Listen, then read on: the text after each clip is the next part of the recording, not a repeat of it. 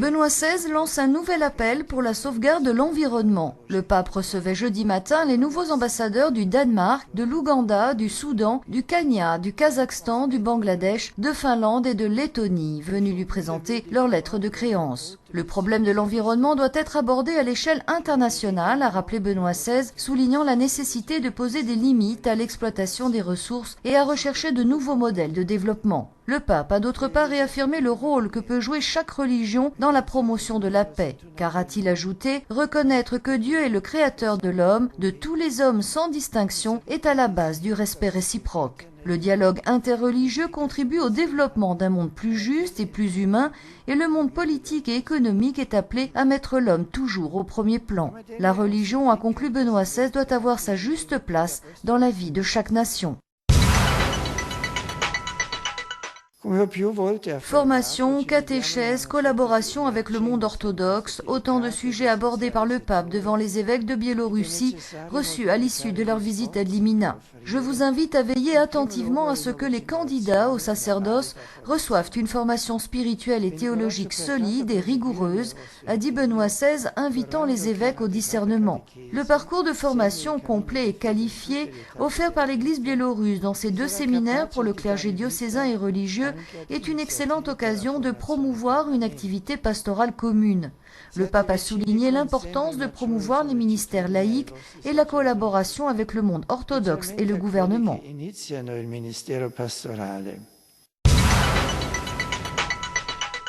Les médias doivent transmettre des messages de sagesse, c'est-à-dire fidèles à la vérité, à la bonté et à la beauté, a rappelé aujourd'hui Benoît XVI à l'audience générale dont il a consacré la catéchèse à un théologien anglais du Moyen-Âge, Jean de Salisbury.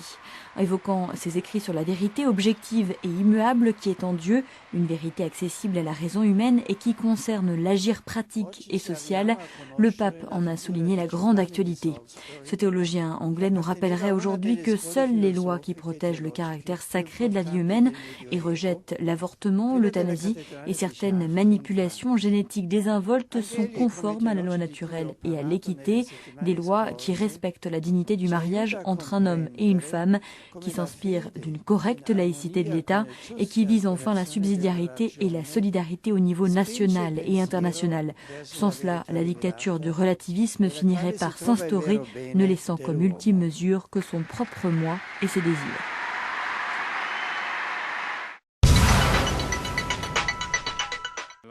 Benoît XVI est depuis aujourd'hui citoyen d'honneur de la petite ville d'Introd dans le Val d'Aoste où ces dernières années il a passé une partie de ses vacances d'été.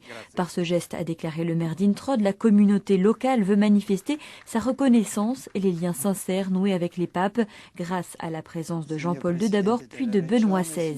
De son côté, le pape a souligné que grâce au séjour des papes, la foi de la population du Val d'Aoste n'a cessé de grandir. L'annonce du message chrétien, a-t-il ajouté, devient de plus en plus urgent dans une société qui alimente les illusions et les fausses espérances, surtout chez les jeunes, mais que le Seigneur appelle à se transformer en famille des fils de Dieu.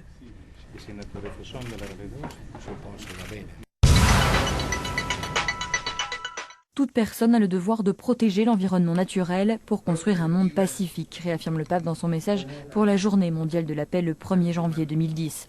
Le message qui a été présenté ce matin dans la salle de presse du Saint-Siège est placé sous le thème « Si tu veux construire la paix, protège la création ».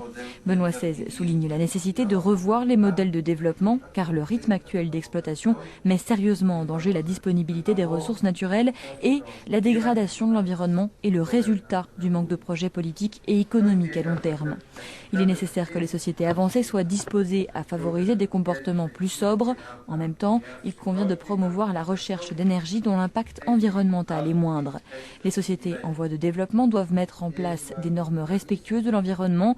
Le pape souligne dans son message qu'être responsable de l'environnement, c'est se préoccuper des générations à venir pour leur laisser en héritage un monde gouvernable.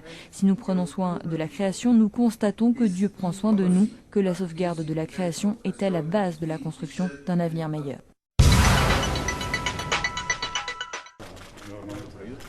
Benoît XVI a reçu aujourd'hui le Premier ministre du Monténégro, Milo Djukanovic. L'entretien a permis un échange de vues sur les principaux sujets d'actualité internationale et sur la situation dans la région des Balkans, ainsi que sur les principaux défis qui l'attendent. La contribution positive apportée à la société monténégrine par la petite minorité catholique a également été soulignée. Le pape et le Premier ministre ont enfin discuté de l'engagement du gouvernement monténégrin en faveur de la promotion de la paix et de l'équilibre entre les populations et les confessions religieuses présentes dans le pays.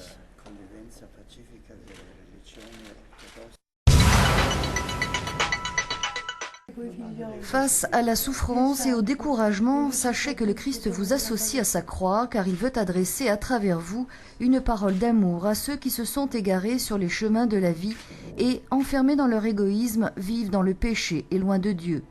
Ce sont les propos tenus par Benoît XVI dimanche matin devant les malades de l'hospice de la Fondation de Rome, un centre de soins palliatifs complètement gratuit qui accueille des cancéreux en phase terminale, des personnes atteintes de la SLA et de la maladie d'Alzheimer. Le pape a félicité le personnel sanitaire et les volontaires du Cercle de Saint-Pierre qui assistent à domicile 90 patients.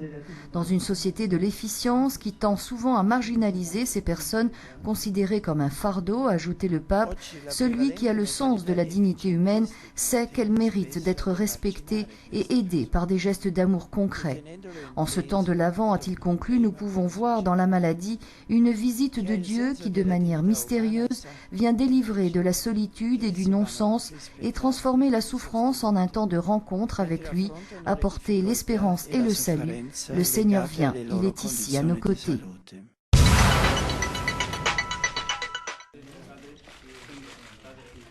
Benoît XVI a reçu ce matin en audience le président de la République socialiste du Vietnam, Nguyen Minh Triet. C'est la première fois qu'un président de la République socialiste du Vietnam rencontre le pape et de hauts responsables de la secrétairerie d'État. Le Saint-Siège s'est réjoui de cette visite, étape significative pour le progrès des relations bilatérales avec le Vietnam, et a souhaité que les questions encore en suspens puissent être résolues au plus tôt. Les entretiens, rapporte un communiqué du bureau de presse du Saint-Siège, ont permis d'aborder des thèmes concernant la coopération entre l'Église et l'État, à la lumière du message que le pape a adressé à l'Église vietnamienne à l'occasion de l'ouverture de l'année jubilaire.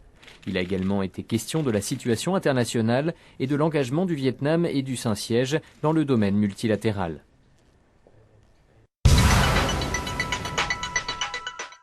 Alors que la cause de béatification et de canonisation de Jean-Paul II vient de franchir un immense pas en avant, l'actualité romaine était aussi marquée cette semaine par la publication du message de Benoît XVI pour la Journée mondiale de la paix, célébrée le 1er janvier prochain. Hasard du calendrier, le thème choisi par le pape, la crise écologique, collait parfaitement à l'actualité internationale marquée, comme vous le savez, par le sommet de Copenhague sur le climat. D'ailleurs, dans son document, Benoît XVI interpelle les dirigeants du monde entier, jugeant irresponsable de rester indifférents face à cette crise écologique. Celui que d'aucuns surnomment déjà le pape vert va même plus loin lorsqu'il stigmatise le manque d'ambition écologique de la part de certains États trop occupés par leurs intérêts économiques aveugles. Au banc des accusés, les pays industrialisés qui doivent reconnaître selon lui leurs responsabilités historiques.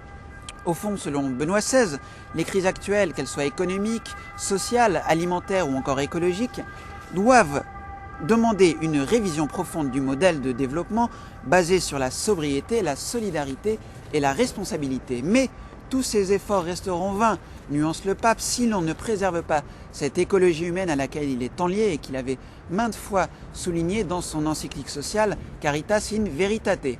Enfin, convaincu que la paix et la sauvegarde de la création sont étroitement liées, le pape lance un appel à l'éradication des armes nucléaires dont la présence, explique-t-il, menace la vie de l'homme et le développement intégral. L'actualité au Vatican, ce sont aussi les nombreux rendez-vous qui attendent le pape en cette fin de mois de décembre, des rendez-vous à suivre sur KTO. Le 24 décembre, tout d'abord, le pape célébrera la messe de minuit. Non à minuit justement, mais à 22 h, c'est la nouveauté de cette année. Puis le 25 décembre, le pape accordera sa bénédiction Urbi et Orbi et adressera ses vœux en une 60aine de langues aux fidèles du monde entier. KTO retransmettra enfin l'office des premières vêpres le 31 décembre dans la soirée en remerciement de l'année écoulée. Vue de Rome reprendra pour sa part début janvier.